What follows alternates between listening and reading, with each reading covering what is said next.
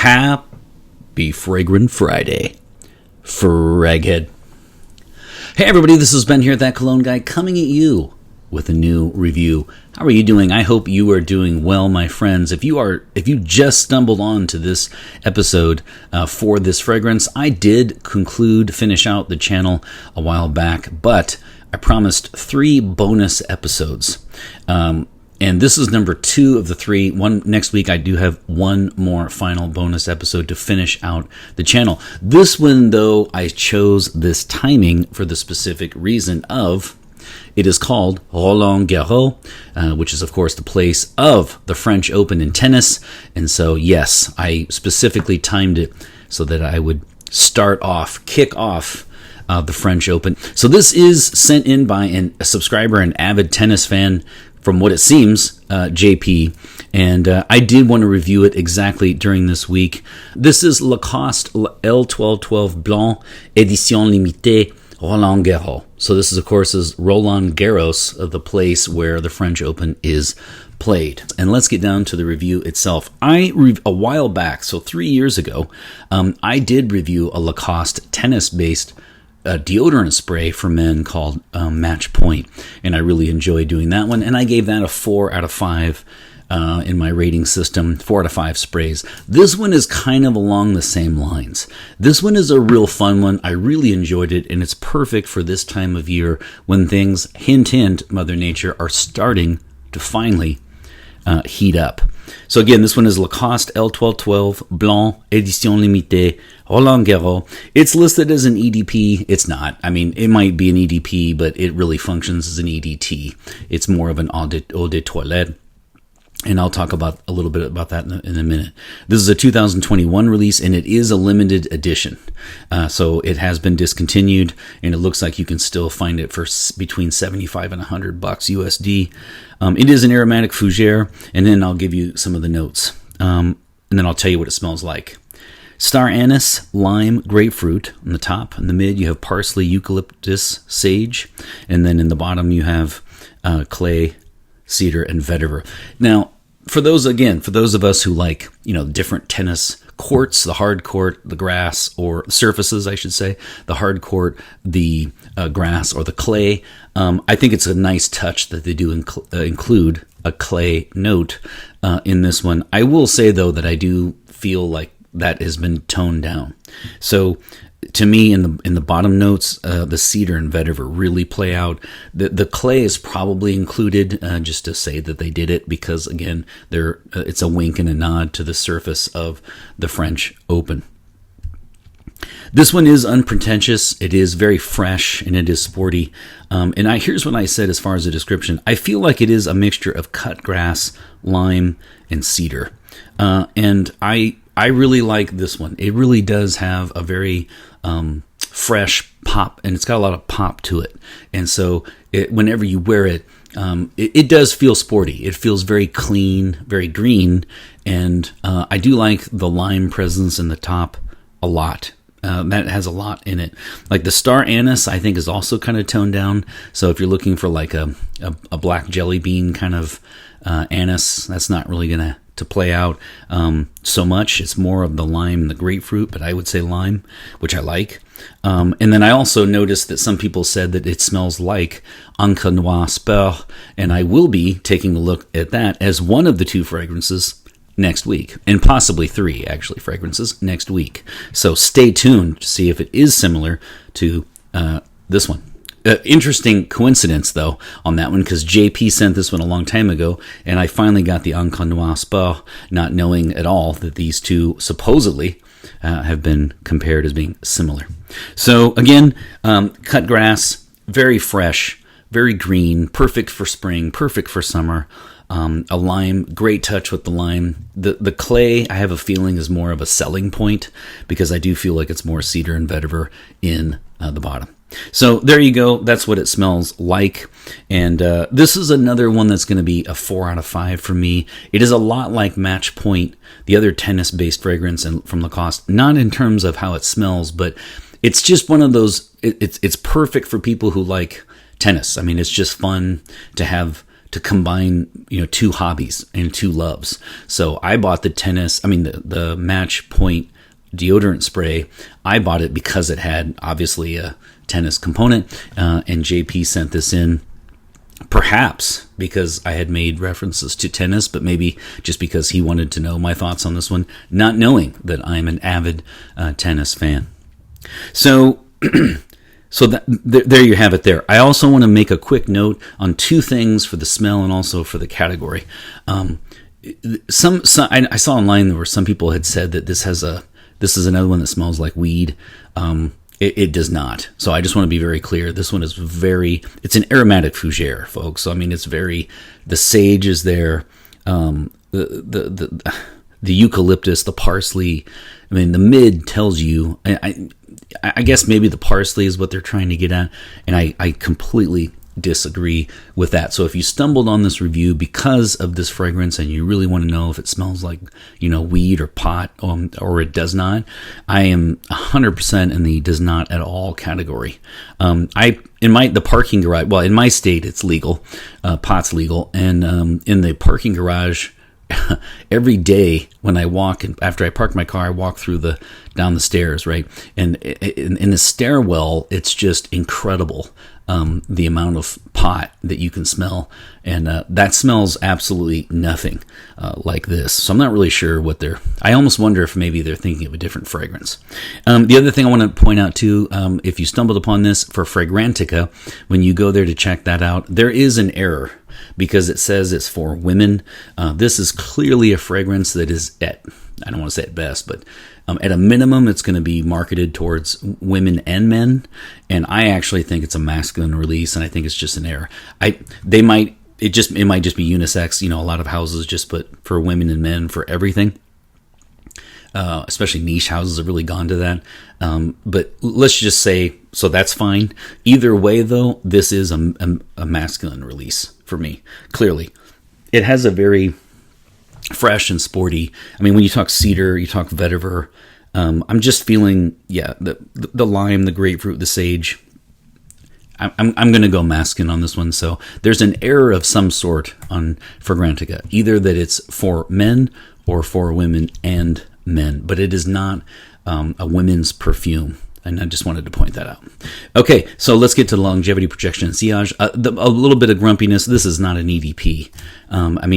I looked in two places and they both list them as that.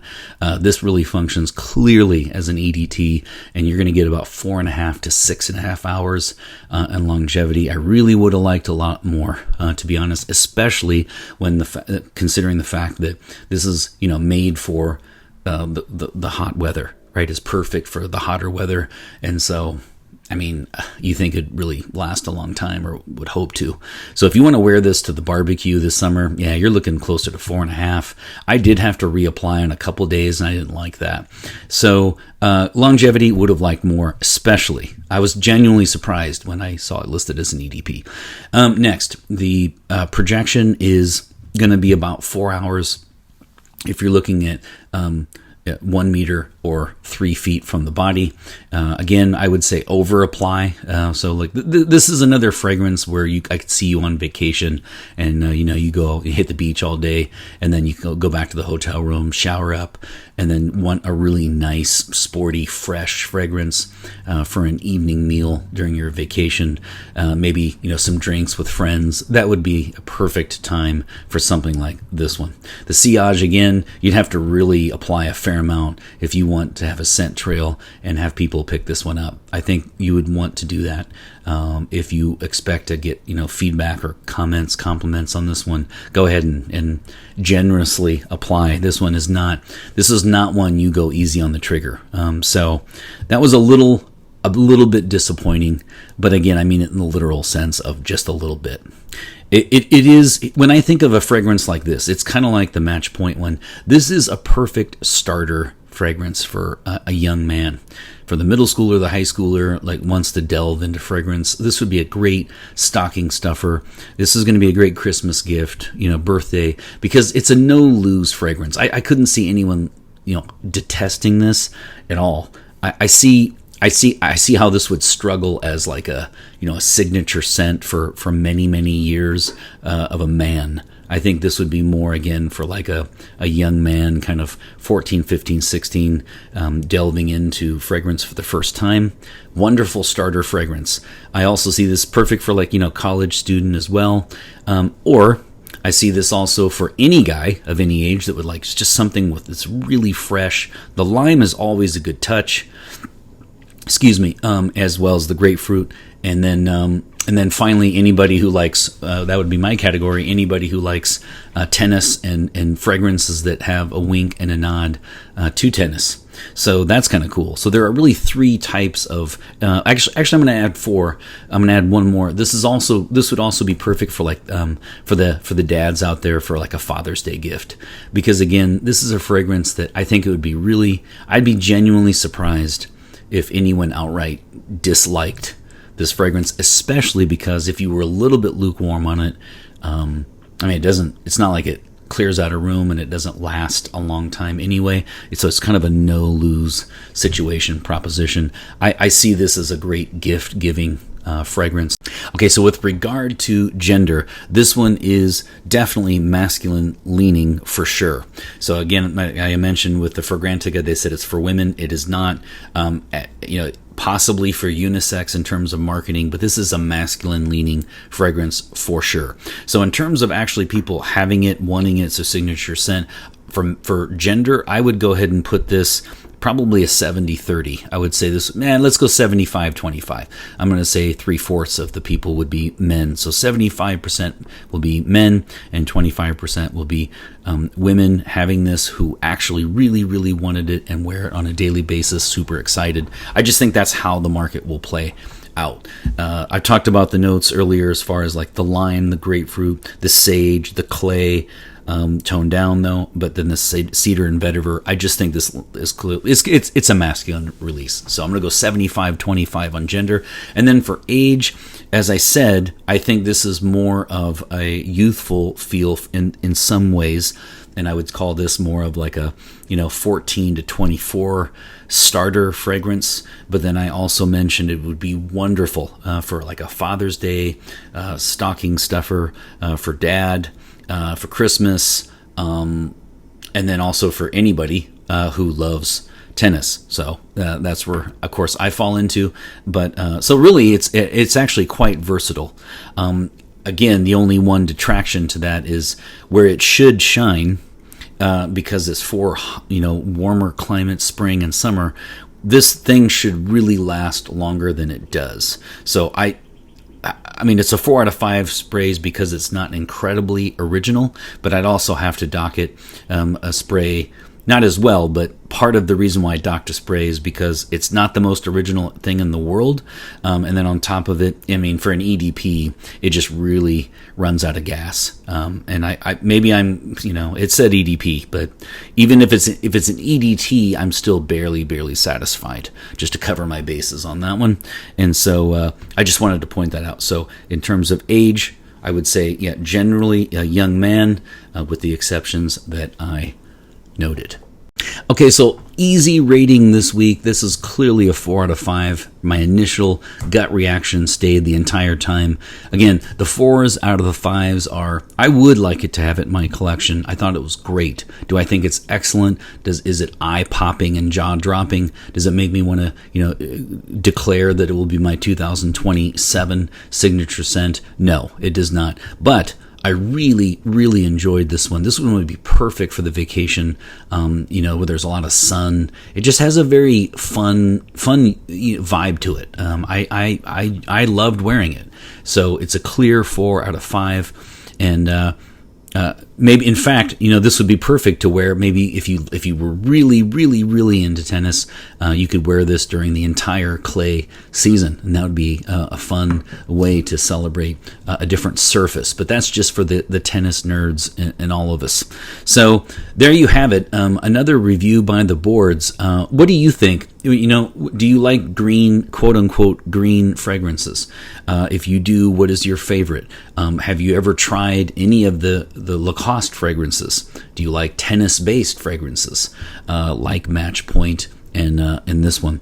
A lot of fun, again, for me because I'm a huge avid tennis fan. In fact, I mentioned if I ever did come back on YouTube, one possibility would be self-help, exercise, that kind of thing. And then the other topic would be, it would be fun to actually have a tennis channel and talk about tennis all the time. So JP, thanks for sending this in. A lot of fun. I am going to wear this during practically the entire Roland Garros French Open. I do have one more next week. As I said, I'm going to take care of the final 2, possibly 3 fragrances that I have left. This was a rare purchase for me next week. I actually bought it myself, which is pretty rare, but I had to do it, and I'm excited to give the bonus episode number 3. You take care. Let me know your scent of the day. Let me know if you have anything to say about this fragrance, or again, any sort of green fragrance, whatever you would like to talk about with fragrance. And always remember, my friends, fragrance marks the celebration of today. Take care, everybody. I say that because technically this week is the qualifying round already.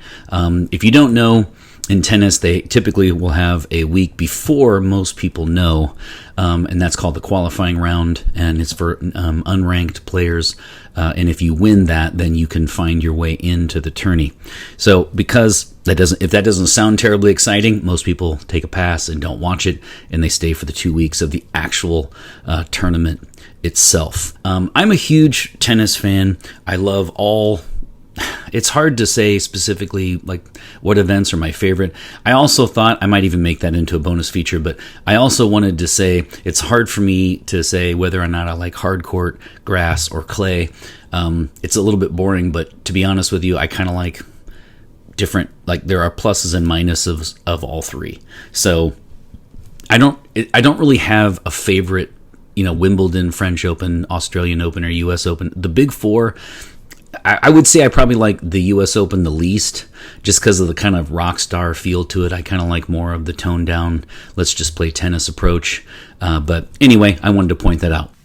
We are kicking off the French Open, and I will say I'm pretty sure Alcaraz is still injured, so he cannot win. So on the men's side, I'll be boring and say Sinner will probably take it because, I don't know, he wins pretty much everything unless Alcaraz is there playing, and then it's kind of a 50-50. On the women's side, I actually think it's going to be Swiatek. Not necessarily my favorite player, but I think she plays great on clay, so I will predict Rybakina is my favorite on the women's side, but I think that Swiatek might go ahead and take it, given that it's on clay.